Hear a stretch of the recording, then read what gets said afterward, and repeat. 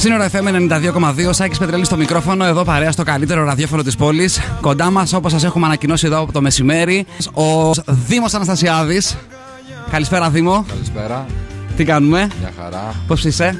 Πολύ καλά. Σε περιμέναμε πραγματικά με μεγάλη αγωνία να έρθεις, να τα πούμε εδώ από κοντά.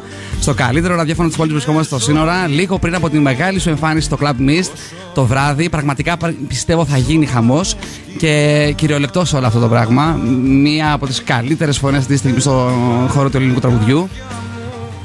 Λοιπόν, κατάγεσαι από την Κατερίνη. Να ξεκινήσουμε από τα βασικότατα, νομίζω. Έτσι, Μακεδόνας. Ναι, γεννήθηκα και μεγάλωσα στην Κατερίνη, όπου είχα και τη χαρά χθες να εμφανιστώ εκεί πέρα. Πάρα πολύ ωραία, ναι, τα μάθαμε. Νομίζω τρομερή εμφάνιση. Ήτανε πάρα πολύ ωραία. Θεωρώ ότι πιστεύω το πρόγραμμά μας είναι τέτοιο ώστε να περάσει πάρα πολύ καλά ο κόσμος, καλοκαιρινότατο. Ωραία. Και θα το ζήσουμε σήμερα, η αλήθεια. Με αρκετό κέφι. Νομίζω θα περάσουμε πάρα πολύ καλά. Πρώτη σου επαφή με τη μουσική. Λοιπόν, είσαι πάρα πολύ μικρός στην ηλικία. Πραγματικά πάρα πολύ μικρός. Έχεις μέχρι στιγμής πάρα πολύ καλά στρωτή καριέρα, κατά την άποψή μου και αυτά που ακούω και εγώ από τον κόσμο. Πρώτη σου επαφή με τη μουσική. Πότε είναι αυτό? Η μουσική γενικά έχει έρθει πάρα πολύ νωρίς στη ζωή μου. Ναι. Και ήρθε μέσα από επιρροές και μέσα από τα οδεία, μέσα από... Έχεις σπουδάσει μουσική? Έχω σπουδάσει μουσική.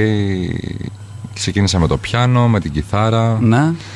Μετά με πιο παραδοσιακά όργανα όπως το μπουζούκι, το ούτι και διάφορα τέτοια. Ωραία. Είχα πάντα μια δυναμία στα μουσικά όργανα και μετά προέκυψε και το τραγούδι. Ωραία, πάρα πολύ ωραία. Το τραγούδι προέκυψε, διαβάζω στο βιογραφικό σου ότι είχες μια συμμετοχή σε ένα συγκρότημα στους Δίτες του Χρόνου. Ναι. Τοπικό νομίζω συγκρότημα αυτό, έτσι, της Κατερίνης. Ακριβώς. Μάλιστα. Μετά έρχεται το reality.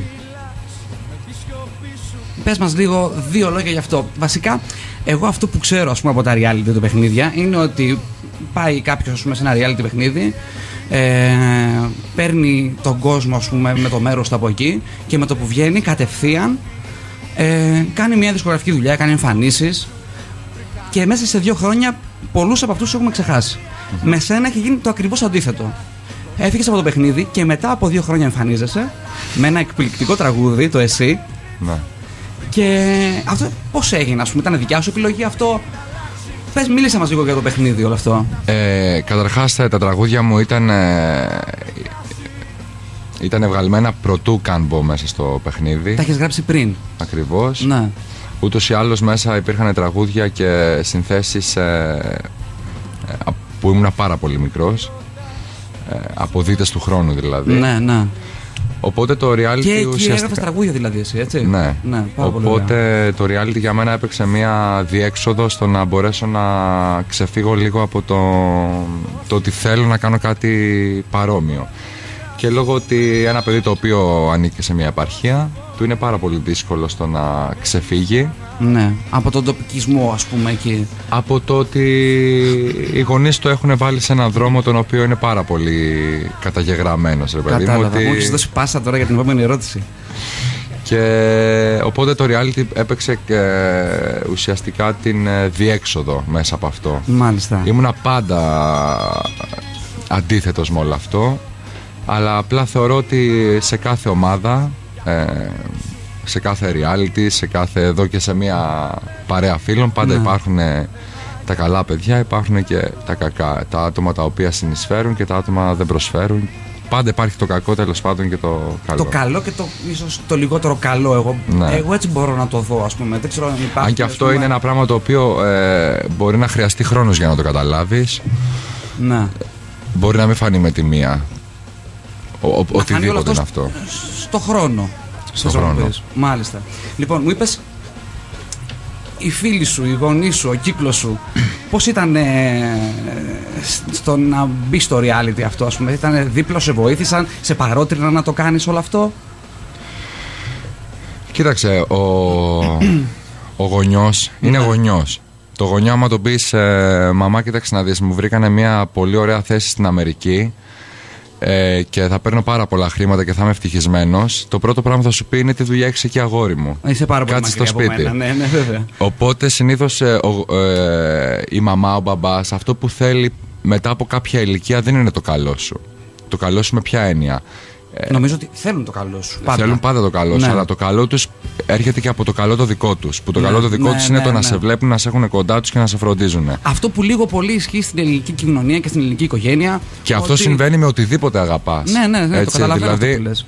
Αν Ισχύει. ήξερες για παράδειγμα ότι έχεις ένα σκυλί, Ναι. και θα σου έλεγαν θα μου δώσεις το σκυλί σου και εγώ θα το έχω σε μια έπαυλη με 5 πισίνες και θα είναι ξέρω εγώ 5 άδων, ναι, δεν θα το άφηνες να πάει. Όχι, ναι. Γιατί ό,τι αγαπάς θες να το έχεις δίπλα σου. Ναι. Αλλά και αυτό είναι μια δυσκολία που αντιμετωπίσει κάθε παιδί με ό,τι και αν θέλει να κάνει και την επιλογή του στο να προσπαθήσει. Ειδικά όταν αυτό είναι αυτό που λες, ας πούμε. Ειδικά ότι όταν αυτό είναι και κάτι αβέβαιο, όπως είναι και η μουσική, ναι. που δεν ξέρεις αν θα σου αποφέρει γρήγορα αποδοχές, να σου το πω εγώ. Αποδοχή, χρήματα, θα έχεις διάρκεια, θα είναι μια δουλειά που θα κρατήσει και... Μάλιστα. Ωραία. Δηλαδή, να τολμήσω να ρωτήσω ότι θέλεις να αποδείξεις στους φίλους, στους κοινούς σου γνωστούς ότι εγώ πήγα, τα κατάφερα και είμαι εδώ και το βλέπουμε βέβαια όλο αυτό. Αυτό σου δίνει εσένα, ας πούμε, ένα βήμα για να πεις ότι εγώ θα τα καταφέρω και θα είμαι ακόμα καλύτερος. Αν με ρωτούσες πριν από 2-3 χρόνια θα Ναι. σου απαντούσα ότι ήθελα να αποδείξω. Πλέον νομίζω ότι δεν θέλω να αποδείξω σε κανένα τίποτα. Ωραία. Γιατί η επιλογή μου είναι το έκανα καθαρά γιατί το αγαπάω και Ναι. πραγματικά και μετά από 5 λεπτά να αποτύχω δεν με απασχολεί καθόλου στο τι θα γυρίσει να μου πει ο καθένας. Γιατί αν μη τι άλλο τόλμησα να κάνω κάτι το οποίο είχα μεράκι από μωρό παιδί. Οπότε το τελευταίο πράγμα τώρα που με απασχολεί είναι το τι θα γυρίσει κάποιος να μου πει. Μάλιστα. Είχες μια πολύ μεγάλη συμμετοχή στους αγώνες, στους παραολυμπιακούς αγώνες της Αθήνας, στην τελετή λήξης. Πες μας λίγο 2 λόγια γι' αυτό. Νομίζω ήταν πάρα πολύ όμορφο αυτό που είχα δει. Ναι, ήταν καταρχάς μια ιδιαίτερη εμπειρία, Ναι. λόγω ότι δεν είχε να κάνει ούτε με συναυλία ούτε με... Ο κόσμος ήταν τόσο διαφορετικός, ήταν ένα τεράστιο πάρτι. Μάλιστα. Όλο αυτό το οποίο έγινε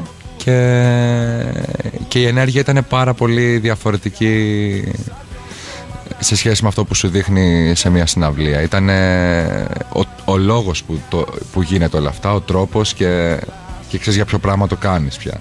Κατάλαβα. Πες μου την γνώμη σου για τους αγώνες. Νομίζω είναι ότι ομορφότερο, πραγματικά σου μιλάω εγώ δική μου άποψη, έχω δει ότι πιο δυναμικό, ότι πιο αυτό που σου δίνει δύναμη και καμαρώνεις αυτούς τους ανθρώπους, θαυμασμό, εμένα αυτό που μου βγάζει.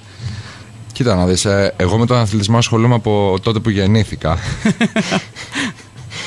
Είναι για τα καλά μέσα ο αθλητισμός, δηλαδή... Αθλητισμός και μουσική οπότε, πάρα Ακριβώς, πολύ καλά πράγματα. Ήτανε από μικρό παιδί ασχολούμαι και με τον πρωτοαθλητισμό, αλλά τώρα πια μόνο με τον αθλητισμό. Ναι. Πραγματικά δεν βρίσκω καμία διαφορά από ένα τέτοιο παιδί.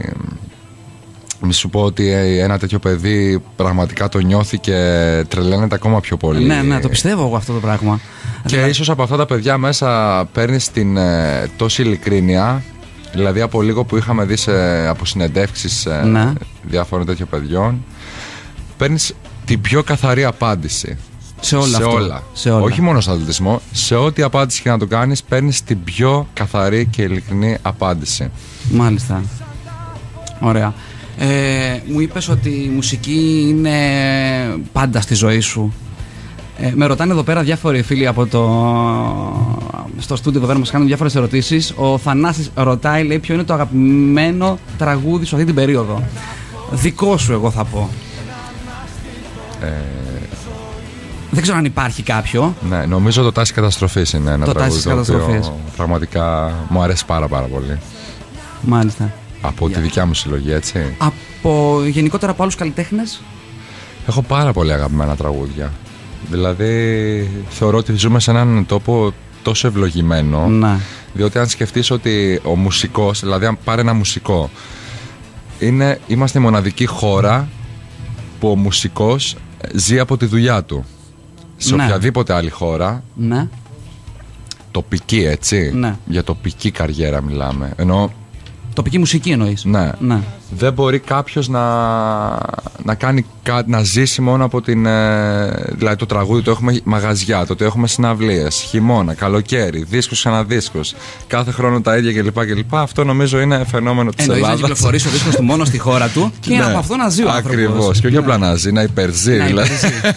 Πιστεύεις δηλαδή ότι οι τραγουδιστές σήμερα στη χώρα μας υπερζούνε? Τώρα που μιλάμε, όχι. Ναι. Υπήρχε μια εποχή όμως που όχι απλά ζούσαν. Δηλαδή, καμιά φορά παίρνεις ένα, ρε παιδί μου, ένα όνομα το οποίο είναι σε παγκόσμιο επίπεδο, ας πούμε. Ναι. Δηλαδή, ας πούμε, το Michael Jackson. Παράδειγμα. Ο οποίος σύνολο, χοντρά, μπορεί να έχει 10 δίσκους. Έτσι. Ναι. Max. Λέμε τώρα. Ναι.